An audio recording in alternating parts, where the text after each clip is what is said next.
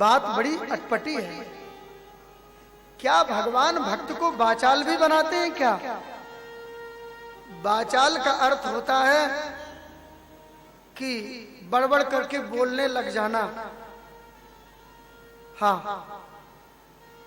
लेकिन यहां वाचाल शब्द का अर्थ कुछ और होता है। वाचा अलंकरोत इति वाचालम, भगवान जिस पर कृपा करे उसकी वाणी को अलंकृत कर देते हैं, यानी उसकी वाणी को सजा देते हैं। वो जो भी शब्द बोलता है वो शास्त्र सम्मत ही बोलता है, शास्त्र के विरोध में उसका एक भी शब्द नहीं निकलता है। ध्रुव ने भगवान की स्तुति की। भगवान बोले, ध्रुव तुम कुछ शिकायत करना चाहते थे, करो।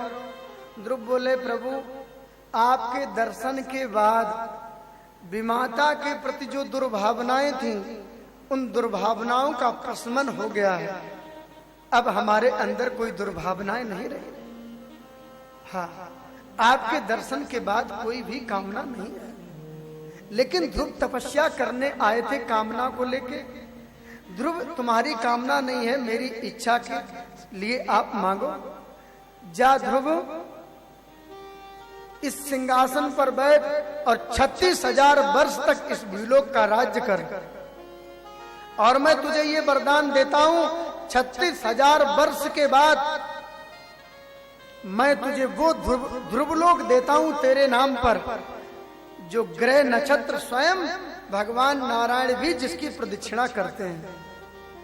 आज भी ध्रुवलोक है, ध्रुव तारा उदय होता है, आज भी हम उसे प्रणाम करते हैं। ध्रुव अंतर्ध्यान हो गए भगवान। ध्रुव को ऐसा लगा, मुझे ध्रुव को लगा कि मैं ठगा गया। मतिर विदूषिता देवैर, लगता देवताओं ने मेरी मति को दूषित कर दिया।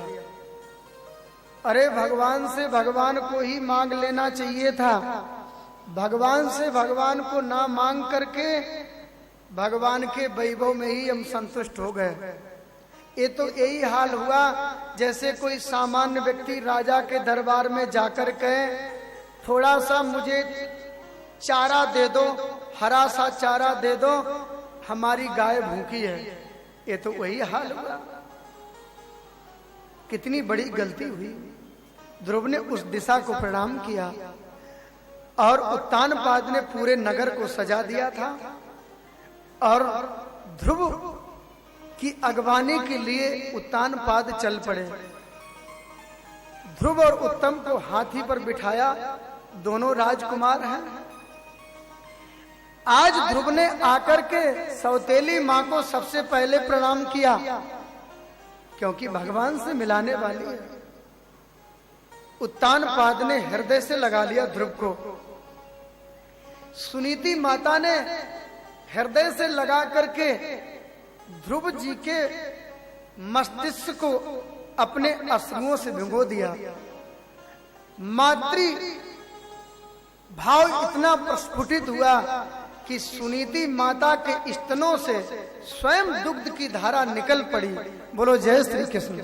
ध्रुव को बहुत प्रेम किया, मां ने हृदय से लगाया। और प्रजा का अनुराग ध्रुव के ऊपर देख करके उत्तानपाद ने ध्रुव का राज्याभिषेक कर दिया। ध्रुव जी का विवाह हुआ, भ्रमी के साथ में विवाह हुआ ध्रुव जी का। ध्रुव जी के 2 बेटा हुए, कल्प और बत्सर नाम के 2 बेटा हुए। उत्तानपाद राज्य देकर के जंगल में तपस्या करने चले गए। ध्रुव जी का जो सौतेले भाई थे बड़े उद्दंड प्रकृति के थे, तो यक्षों के द्वारा युद्ध हुआ, यक्षों से ये मारे गए। ध्रुव जी राजा बने। हाँ, बोलो जय श्री कृष्ण। उनसे फिर युद्ध हुआ। मनु महाराज युद्ध भूमि में आ गए। उन्होंने कहा, नायम मार्गो ही साधु नाम हसी केसानु वर्ति नाम। अरे ध्रुव, ये भगवत भक्तों का मार्ग नहीं है जिधर तुम चल पड़े हो। यदि ऐसा करोगे, धन के देवता जो कुबेर हैं वो तुमसे रुष्ट हो जाएंगे। राजा को संपत्ति चाहिए और तुम अर्थ से अभावित हो जाओगे। दादाजी ने कहा, ध्रुव जी ने युद्ध बंद कर दिया। बोलो जय श्री कृष्ण। आप विचार करो, ध्रुव जी ने जब युद्ध किया होगा तो वो युद्ध भी बड़ा कमाल का होगा। बोलो जय श्री कृष्ण। हाँ, आखिर भगवान के भक्त हैं और भगवान के भक्तों का युद्ध भी कमाल का ही होता है। बोलो जय श्री कृष्ण। उन्हें कोई युद्ध में हरा नहीं सकता है। अंत में ध्रुव ने अपने पुत्र वत्सर का राज्याभिषेक किया और जंगल में तपस्या करने ध्रुव भी चले गए। ये हमारी प्राचीन परंपरा रही है। ऐसा थोड़ी ना प्राण भी निकले तो बिस्तर पर, ऐसा नहीं। अंतिम समय आए उसके पहले हमें अपनी आसक्ति को हटा लेना चाहिए। ऐसा ना हो कि शरीर हमारा बिस्तर पर ही छूट जाए, ऐसा नहीं। बोलो जय श्री कृष्ण। उत्तानपाद राजा सावधान है। दो बातन को याद रख जो चाहत कल्याण, नारायण के मौत को दूजे श्री भगवान।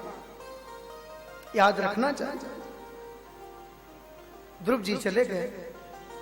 ध्रुव जी के वंश में महाराज अंग हुए। अंग बड़े ही धर्मात्मा थे और अंग का विवाह मृत्यु की पुत्री से हुआ।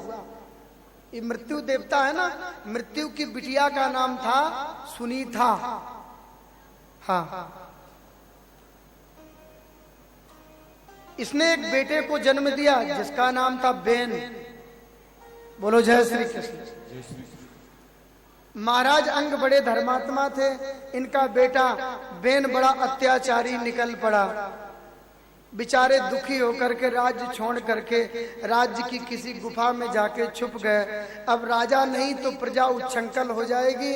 सैनिकों ने देश विदेश में बहुत घोड़े दौड़ाए लेकिन राजा का कहीं पता नहीं चला।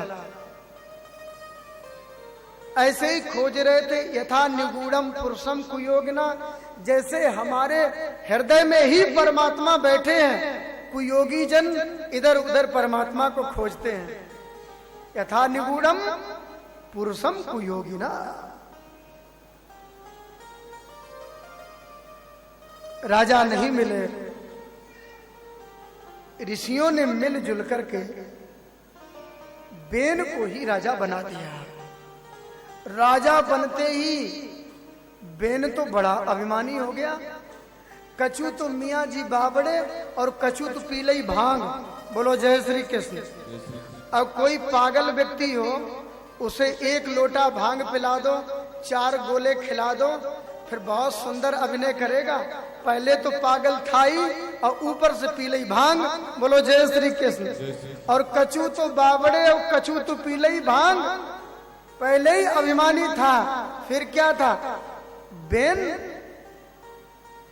आकर के ऋषियों से कहता है, सुनो सुनो महात्माओं, आज से कोई यज्ञ नहीं करेगा। यज्ञ करेगा तो बेनाय स्वाहा, बेनाय नमः। पूजा करो तो बेनाय नमः, हवन करो बेनाय स्वाहा। ऐसे करो। और तुम्हारी मूर्ख बुद्धि हो गई है। तुमने उस परमात्मा को कभी देखा है? जिसको देखा नहीं उसके पीछे पड़े हो हाथ धो करके। और सुनो, मैं ही तुम्हारे लिए भगवान हूं। ये राजा ही भगवान होता है। ऋषियों ने कहा, देखो ऐसा कुछ मत बोलो, ऐसे नहीं बोलते हैं, भगवान का अपमान मत करो। ये तो ऋषियों को डांटने लगा। ऋषियों ने सोचा इसका लगता है शोधन करना ही पड़ेगा। हम ही ने राजा बनाया तो हम ही इसका शोधन करेंगे। ध्यान देना, संत कभी राजनीति नहीं करते हैं। जब राजनीति धर्म पर कुठाराघात करने लगे तो संतों का भी शस्त्र उठ जाए तो इसमें कोई बुराई नहीं। सज्जनों, ऋषियों ने जोर से हुंकारी मारी। बेन धड़ाम से पृथ्वी पर गिर गया। एक क्षण में उसके प्राण पखेरु उड़ गए। ऋषियों ने सोचा हम तो सोच रहे थे इसका शोधन हो जाए, लेकिन शोधन नहीं हुआ, अच्छी तरीके से ही शोधन हो गया। अब राजा नहीं तो प्रजा उच्छृंखल हो जाएगी। तो ऋषियों ने बेन के शरीर का मंथन किया। ध्यान देना, मुर्दे में भी चेतना होती है। कोई मर गया तो इसका मतलब वो मरा नहीं है, उसमें धनंजय प्राण मौजूद रहते हैं। जब शमशान पे हम उसे ले जाते हैं, जब सिर में डंडा मार करके उसमें 5 लीटर घी भरते हैं, तब वो धनंजय प्राण निकल करके चले जाते हैं। बोलो जय श्री कृष्ण। बेटा सिर फोड़ता है ना, हाँ बोलो जय श्री कृष्ण। वो धनंजय प्राण फिर यात्रा करता है, और उस प्रक्रिया में हम जाएंगे तो समय ज्यादा लग जाएगा। बोलो जय श्री कृष्ण। हम तो शताब्दी में बैठ के ही चलेंगे, जल्दी जल्दी। फिर क्या था, बेन के शरीर का मंथन किया। बेन के दाएं अंग से पृथ्वी उत्पन्न हुए, जिनके शरीर में शंख चक्र गदा पद्म के चिन्ह थे। ओहो, ये हमारे प्रभु ही आए, भगवान नारायण का ये अवतार है। 24 अवतार में पृथ्वी का भी एक अवतार है।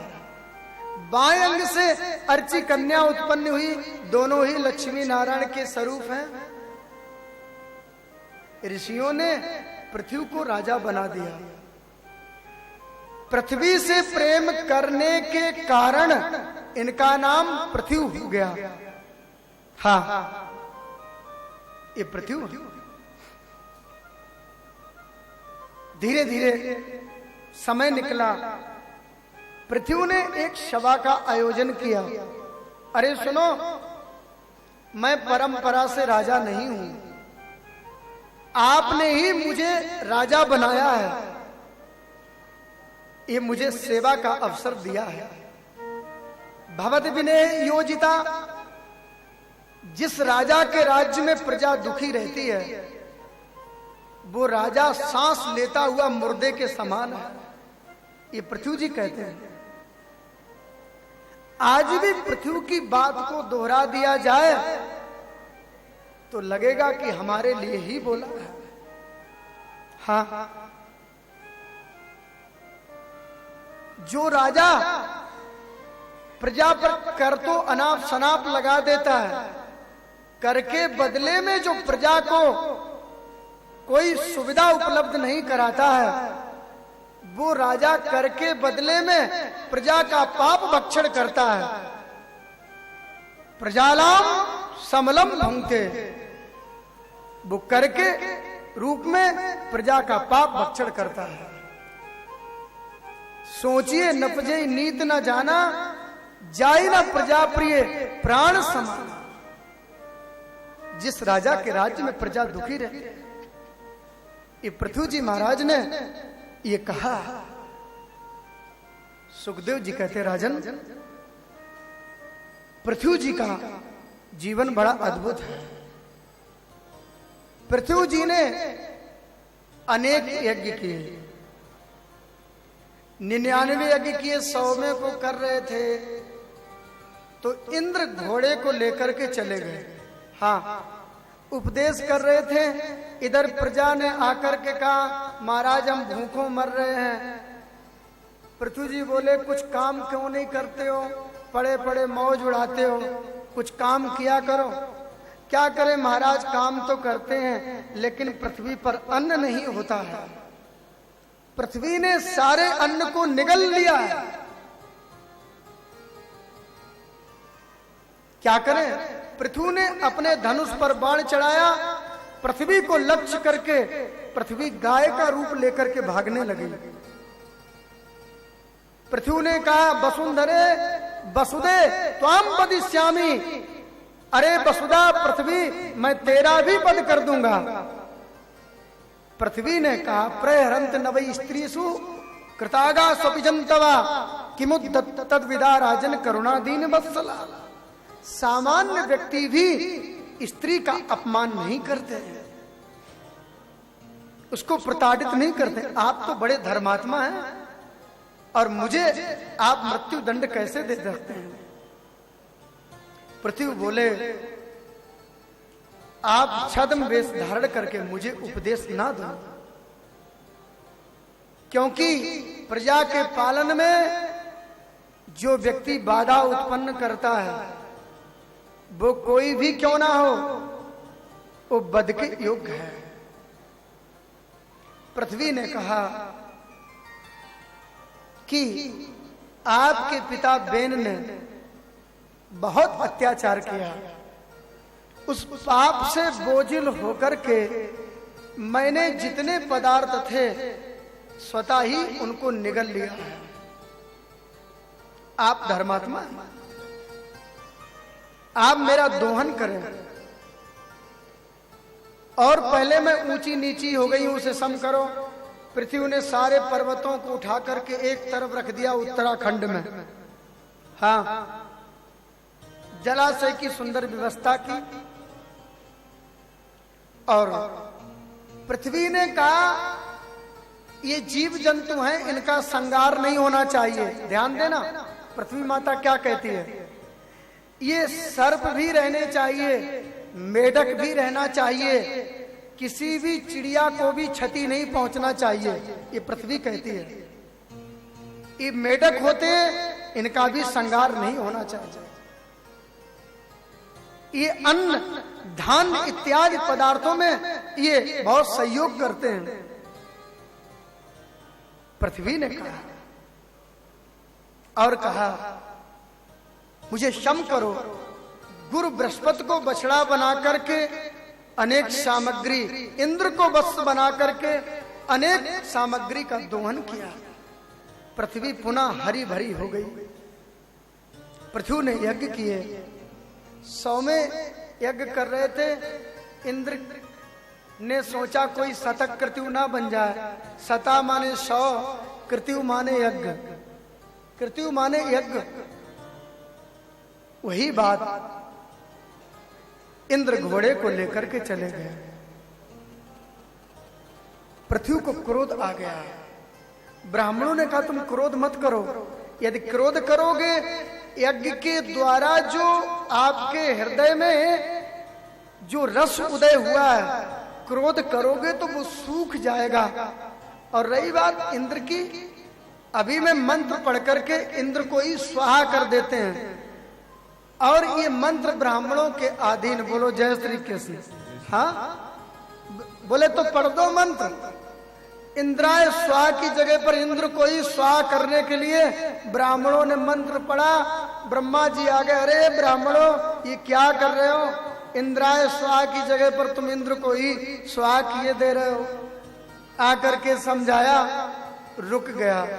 फिर भगवान स्वयं इंद्र को लेकर के पृथ्वी के यज्ञ में आए, और पृथ्वी और इंद्र दोनों ही गले मिले।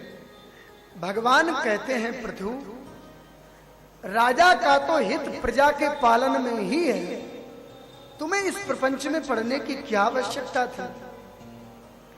पृथ्वी कहते हैं प्रभु मैं पृथ्वी का हूं, पृथ्वी से ही मिलकर के रहना चाहता हूं, मुझे स्वर्ग का राज्य नहीं चाहिए, वैभव नहीं चाहिए, बस आपकी कृपा बनी रहे। बोलो जय श्री कृष्ण। पृथ्वी जी ने भगवान की सुंदर स्तुति की। हे प्रभु, यदि आप मुझसे प्रसन्न हैं तो मुझे एक ही वरदान दो। कौन सा? कि भरई निरंतर होई न पूरे, हमें निरंतर आपके भक्तों का ही संग मुझे मिलता रहे। देखो ना, भगवान बोले क्यों?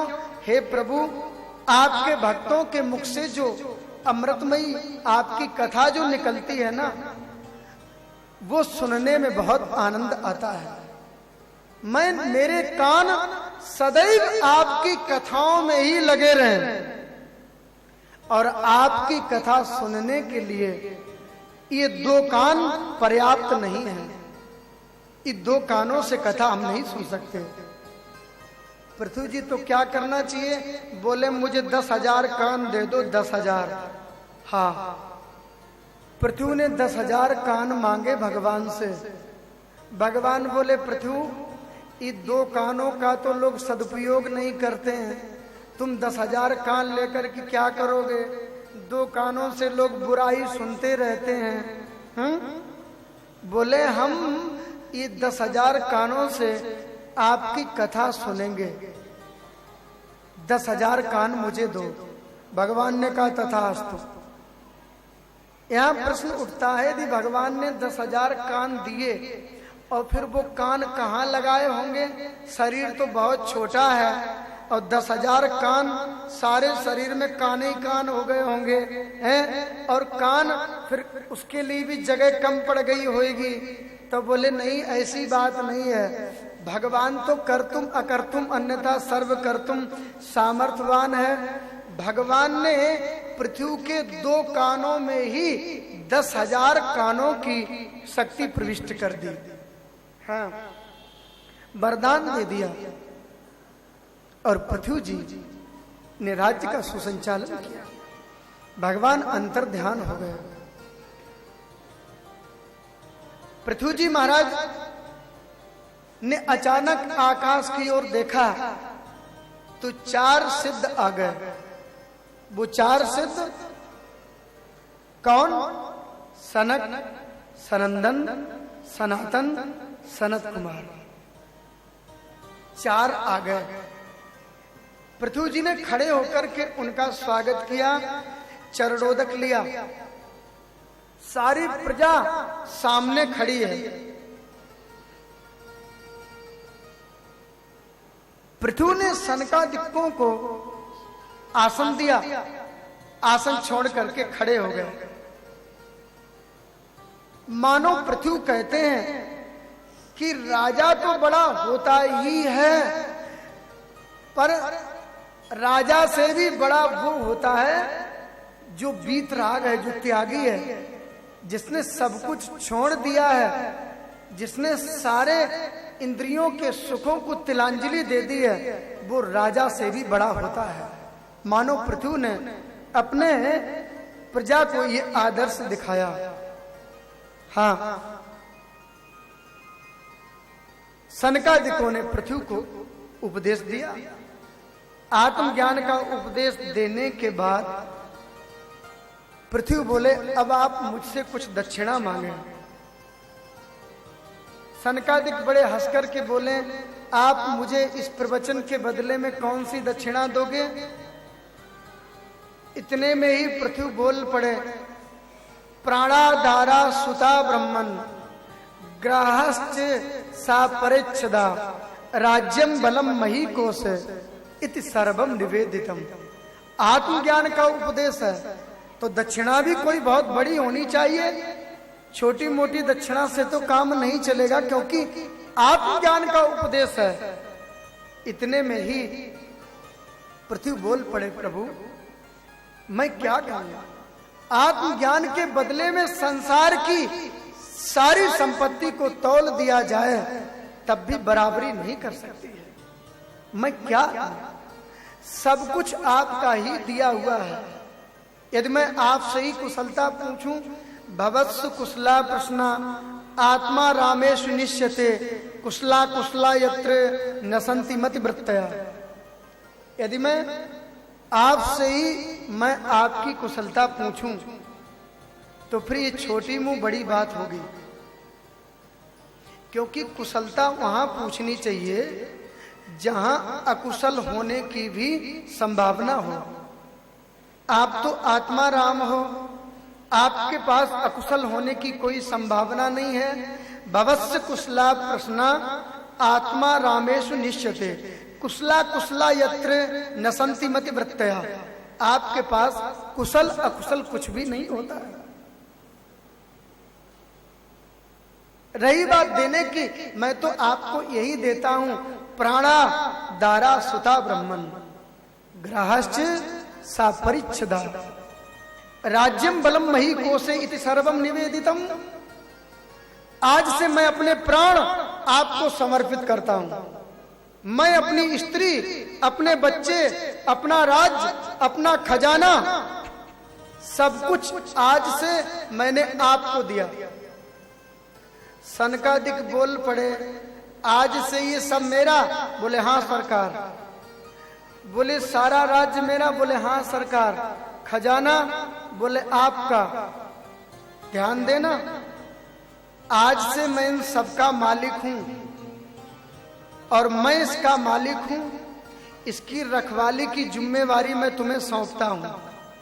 हाँ, ध्यान देना, ये जो भी चीजें आपको परिवार मिली है, संपत्ति मिली है, राज्य मिला है, इसे अपना मत समझना। यदि अपना समझोगे तो बहुत बड़े अभिमानी हो जाओगे। जो अभिमानी हो जाता है वो दानव हो जाता है। बोलो जय श्री कृष्ण। हाँ, जो कुछ है वो मिला हुआ है, जो मिला है वो अपना नहीं होता है। मिथ्या अभिमान मत करना। और आज से मालिक मैं और आज से मुनीम तुम हो। जो मिला है ठीक है। सदगुरु सदशिष्य को ऐसा ही होना चाहिए। शिष्य ऐसा हो अपने प्राणों को भी न्यौछावर कर दे सदगुरु के लिए। लेकिन गुरु भी ऐसा हो फूटी कौड़ी लेने की इच्छा ना हो। शिष्य को ऐसा चाहिए गुरु को सब कुछ दे, और गुरु को ऐसा चाहिए शिष्य से कछु न ले। अपनी जगह पर दोनों ही ठीक होने चाहिए। बोलो जय श्री कृष्ण। कंजूसी मत करो भाई। वो तो मुझे भी मालूम है एकादशी है, हाँ, लेकिन एकादशी को भी चकाचक होता है। बोलो जय श्री कृष्ण। हाँ, क्यों पंडित जी? एकादशी भी बहुत बढ़िया होती है। बोलो जय श्री कृष्ण। पृथ्वी को सनकादिकों ने ज्ञान दिया और अंतर ध्यान हो गया। आगे पृथ्वी का वंश चला, आगे प्राचीन बरही हुए। इन्होंने बहुत यज्ञ किए। यज्ञ करते करते एक बार नारद जी आ गए इनके यज्ञ में। नारद जी ने कहा जरा ऊपर देखो। ऊपर देखा तो घोड़े बकरे अनेक पशु मुंह फैलाए खड़े थे। प्राचीन बरी बोले ये सब क्या? बोले ये कह रहे हैं राजा पृथ्वी से उठे तो हम इसे खा जाएं। महाराज ऐसा क्यों? बोले तुम्हारे यज्ञ में बहुत बड़ी हिंसा हो गई है। हाँ, हिंसा हो गई। बोलो जय श्री कृष्ण। अरे महाराज ये तो ब्राह्मणों ने, अरे गलत बात, कोई ब्राह्मण ऐसा नहीं कह सकता। और जो कई बात कही वो निवृत्ति परक है, प्रवृत्ति परक नहीं। जो निरंतर हिंसा करते थे उनको एक नियम में बांधा। जैसे कोई व्यक्ति बीड़ी पीता था, बीड़ी, हाँ, गुरु जी के आश्रम में गया, उसने जैसे बीड़ी की फूंक लगाई, महात्मा जी बोले आश्रम में बीड़ी पीना निषेध है, बीड़ी मत पिया करो। उसने कहा क्या करूं गुरुजी, बीड़ी पीने की आदत पड़ गई है। तो गुरुजी ने सोचा यदि हम इसे मना करेंगे तो मानने वाला तो है नहीं। तो गुरुजी ने कहा देख बेटा, तू रविवार के दिन बीड़ी पी लिया कर। अब गुरुजी ने इसलिए कहा कि रविवार को पी लिया कर, रोज पीता है ना वो छूट जाएगा, और रविवार को पिएगा धीरे धीरे रविवार को भी छोड़ देगा। उसने क्या किया, अन्य दिनों में तो उसने बीड़ी नहीं पी। जैसे ही रविवार आया तो उसने लोगों से कहा सुनो सुनो, आज इतवार है, आज रविवार है, रविवार के दिन बीड़ी पीने का बड़ा ही महत्व है। हाँ, लोगों ने कहा ये कहाँ लिखा है? बोले स्वयं मेरे गुरुजी ने कहा है रविवार को बीड़ी पीनी चाहिए। अब बताओ, गुरुजी ने आदत छुड़ाने के लिए कहा था, उसने रविवार को प्रमाण पत्र बना लिया कि इतवार को बीड़ी पीनी चाहिए। बोलो जय श्री कृष्ण। ऐसे ही लोग शास्त्र की बात समझ नहीं पाते। वही यहां पर नारद जी ने उपदेश दिया, सुनो, तुम्हारे यज्ञ में पशुओं की बलि हो गई, हम हवन करें तो सामग्री को बहुत अच्छी तरीके से ठीक से पहले ही तैयार कर लेना चाहिए, कोई उसमें कीटाणु नहीं होना चाहिए, नहीं तो यज्ञ से हिंसा हो जाती है। बोलो जय श्री कृष्ण।